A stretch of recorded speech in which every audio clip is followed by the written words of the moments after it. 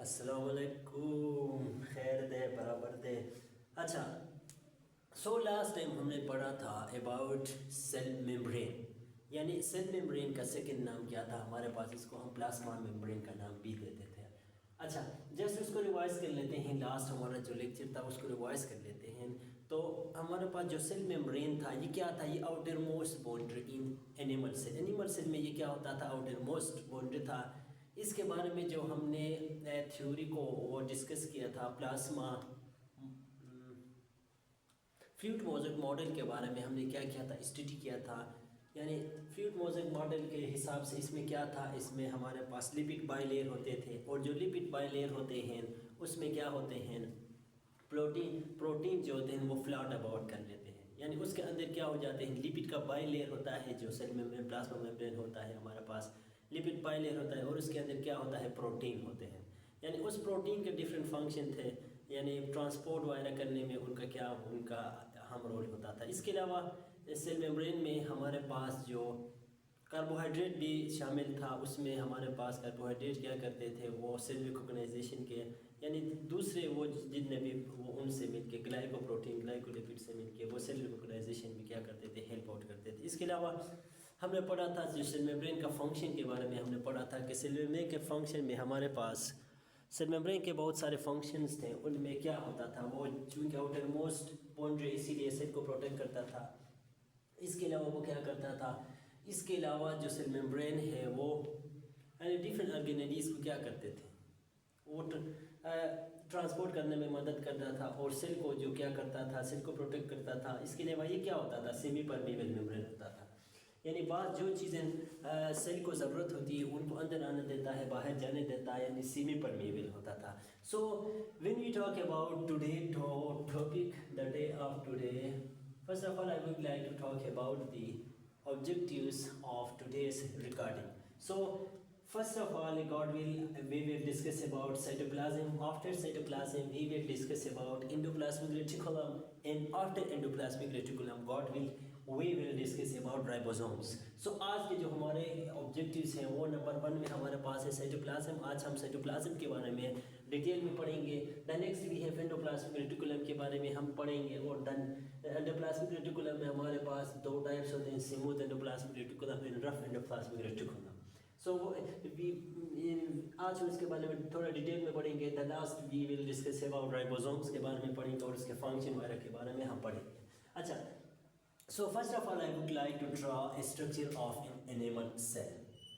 Animal cell का जब हम animal cell की बात कर लें तो let's suppose this is an animal cell, and we know that in animal cell the nucleus is present in the center of the cell. So this one we have is nucleus. ये हमारे पास हो गया nucleus. अब जो cytoplasm हमारे पास होता है, न्यूक्लियस से लेके, ये न्यूक्लियर मेम्ब्रेन से लेके जो हमारे पास सेल मेम्ब्रेन तक, ये हमारे पास क्या था, this one was cell membrane और प्लाज्मा मेम्ब्रेन, ये हमारे पास था सेल मेम्ब्रेन। अब ये जो एरिया हमारे पास है न्यूक्लियस से लेके हमारे पास जो सेल मेम्ब्रेन तक जो एरिया है, इस एरिया को हम नाम देते हैं दिस एरिया।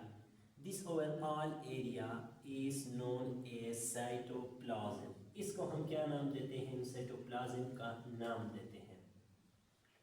यानी न्यूक्लियर मेम्ब्रेन से लेके ये जो हमारे पास जो सेल मेम्ब्रेन तक फैला हुआ है, इस स्पेसिफिक एरिया को हम क्या नाम देते हैं, इस स्पेसिफिक एरिया को हम साइटोप्लाज्म का नाम देते हैं।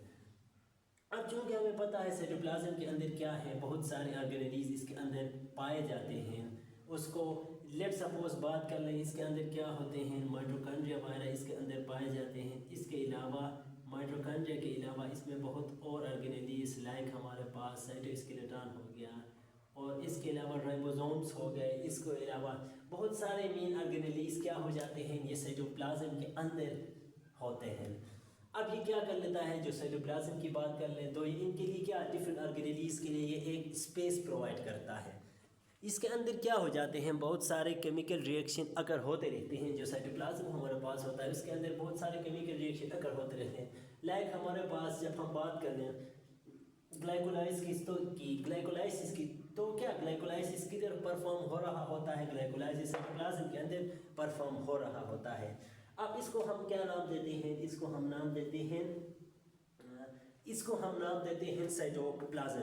अच्छा, अब साइटोप्लाज्म की नाम कर लें तो अब इसके कंपोजिशन की बात कर लें तो हमारे पास साइटोप्लाज्म जो सा होता है, इसका क्या होता है? 90% इट कंसिस्ट ऑफ वाटर। 90% हमारे पास वाटर होता है। जो साइटोप्लाज्म होता है इसके अंदर मतलब 90% क्या होता है? वाटर होता है। इसके अलावा बहुत सारे डिफरेंट ऑर्गेनेल्स भी इसके अंदर पाए जाते हैं।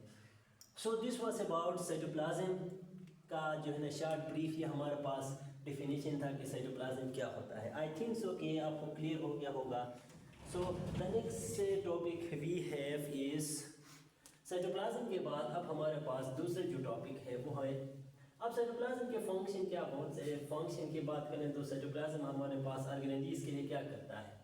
ये स्पेस प्रोवाइड करता है। इसके अलावा ये क्या होता है? इसके अंदर एक वो साइटोसोल होता है। साइटोप्लाज्म के अंदर जो स्पेस एरिया होता है उसको हम साइटोसोल का नाम देते हैं। अच्छा, the next we have is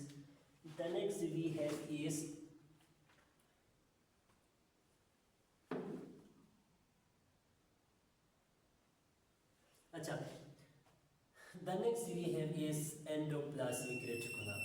अब ये हमारे पास क्या है? एक सेल है। तो सेल के अंदर सेंटर में हमारे पास न्यूक्लियस होता था। अब जो एंडोप्लाज्मिक रेटिकुलम होता है ये क्या होता है? इसके साथ अटैच होता है एंडोप्लाज्मिक रेटिकुलम। वैसे जब इसके बात कर लें तो ये क्या होता है? इसके साथ अटैच होता है। एंडोप्लाज्मिक रेटिकुलम किसके साथ अटैच होता है? एंडोप्लाज्मिक रेटिकुलम अटैच होता है यानी न्यूक्लियस के साथ। न्यूक्लियस के साथ क्या होता है? अटैच होता है। ये हमारे पास क्या है? न्यूक्लियस। इसके अंदर डीएनए हेरिडिटी मटेरियल क्या जो प्रेजेंट होते हैं। अब जब हम इसकी बात कर लें तो इसमें क्या होते हैं हमारे पास? ये क्या होता है? ये हमारे पास है, ये न्यूक्लियस था और this one is known as endoplasmic reticulum. इसका क्या नाम है? Endoplasmic reticulum. अच्छा, अब एंडोप्लाज्मिक रेटिकुलम की बात कर लें तो there are two types of endoplasmic reticulum. The first one we have is smooth rough endoplasmic reticulum, and the second one we have is smooth endoplasmic reticulum.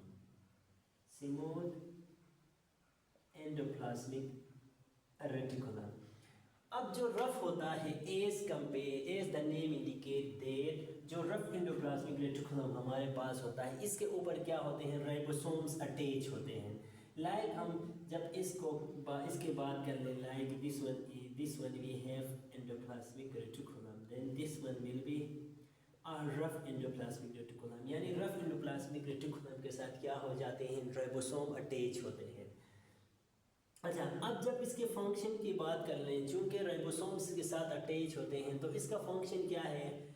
As we know that ribosomes हमारे पास क्या होते हैं? Just revise कर लेते हैं, बाकी ribosome में आके इसको फुल डिटेल में पढ़ेंगे। राइबोसोम का फंक्शन क्या होता है? यानी जो हमारे पास रफ एंडोप्लाज्मिक रेटिकुलम है ये प्रोटीन सिंथेसिस में क्या करता है? मदद करता है। अच्छा, the second type we have is smooth endoplasmic reticulum. अब स्मूथ जो एंडोप्लाज्मिक रेटिकुलम है, एज द नेम इंडिकेट, ये क्या होता है? This one is in smooth form. ये हमारे पास क्या होता है? स्मूथ फॉर्म में प्रेजेंट होता है। अच्छा,